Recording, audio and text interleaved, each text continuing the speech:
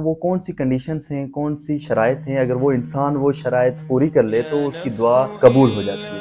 تو جو سب سے پہلی شرط ہے وہ ہے سنسیئرٹی، یعنی کہ اخلاص کا ہونا۔ جب بھی دعا مانگی جائے تو فل سنسیئر ہو کر مانگی جائے، فل اخلاص کے ساتھ مانگی جائے۔ ایسا نہ ہو کہ دعا مانگ رہا ہے تو اللہ کے ساتھ ساتھ کچھ اور لوگوں کو بھی مینشن کر رہا ہے کہ شاید یہ بھی میری حاجت پوری کر سکتا ہے، شاید یہ بھی میری حاجت پوری کر سکتا ہے، تو اس کی دعا قبول نہیں ہوتی۔ جب بھی دعا مانگنی ہے تو صرف اللہ سے دعا مانگنی ہے۔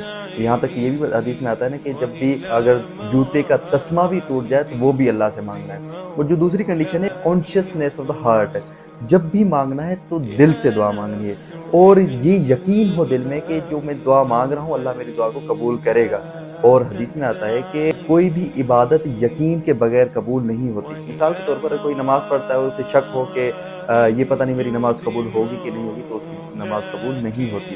کوئی دوسری عبادت کر رہا ہے تو اسے یہ شک ہو کہ پتہ نہیں یہ میری عبادت قبول ہوگی کہ نہیں ہوگی، تو وہ اس کی عبادت قبول نہیں ہوتی۔ تو دعا بھی ایک عبادت ہے، جب بھی مانگی جائے تو فل یقین ہو کہ اللہ پاک میری دعا کو قبول کرے گا۔ اور دوسری بات، کبھی غافل ہو کر دعا نہیں مانگنی، فل فوکسڈ ہو کر دعا مانگنی ہے۔ یعنی کہ جو دل میں ہو وہی زبان پر ہو۔ ایسا نہ ہو کہ دل میں کچھ اور چیزیں چل رہی ہوں، زبان پر کچھ اور مانگ رہا ہے تو وہ دعا قبول نہیں ہوتی۔ فل فوکسڈ ہو کر دعا مانگنی ہے، کیونکہ روایت میں آتا ہے کہ اللہ پاک کبھی بھی غافل دل کی دعا کو قبول نہیں کرتے۔ تو فوکسڈ ہو کر دعا مانگنی ہے۔ اور جو تیسری کنڈیشن ہے وہ حلال کھانا، کیونکہ حدیث میں آتا ہے کہ اللہ پاک پاکیزہ ہے اور اللہ پاک پاکیزہ کے علاوہ کوئی چیز قبول نہیں کرتے۔ ایک اور روایت ملتی ہے کہ ایک شخص ہے جو اللہ پاک کے گھر آتا ہے بڑا لمبا سفر کاٹ کر، اور وہ اس کنڈیشن میں ہوتا ہے کہ اس کے بالوں پر مٹی لگی ہوتی ہے، اور وہ عاجزی اور انکساری کے ساتھ آ کر اللہ پاک سے دعا مانگتا ہے یا ربی، لیکن اس کنڈیشن میں بھی اس کی دعا قبول نہیں ہوتی، کیونکہ اس کا جو کھانا پینا ہے وہ حرام کا ہے، وہ جو پروان چڑھا، اس کی جو پرورش ہوئی ہے وہ حرام پر ہوئی ہے، تو اس کی دعا قبول نہیں ہوتی۔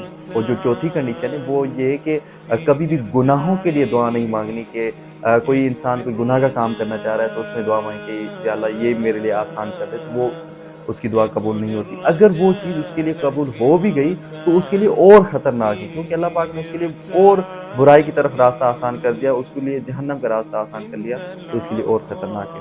اللہ پاک ہماری تمام نیک جائز دعاؤں کو قبول منظور فرمائے۔ آمین۔